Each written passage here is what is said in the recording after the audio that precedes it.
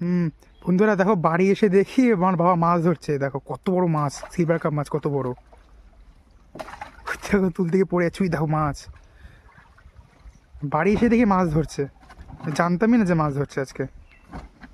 দেখো কত বড় বড় মাছ। মাছ, হ্যাঁ। এই দেখো, হলো তো, কত বড় সিলভার কাপ মাছ, দেখো কত বড়। দেখেছো? এই দেখো, ওই যে উঠেছে, ওই যে উঠেছে। ওই দেখো কত বড় মাছ, ওই যে লাফাচ্ছে। দেখেছো কত বড় মাছটা?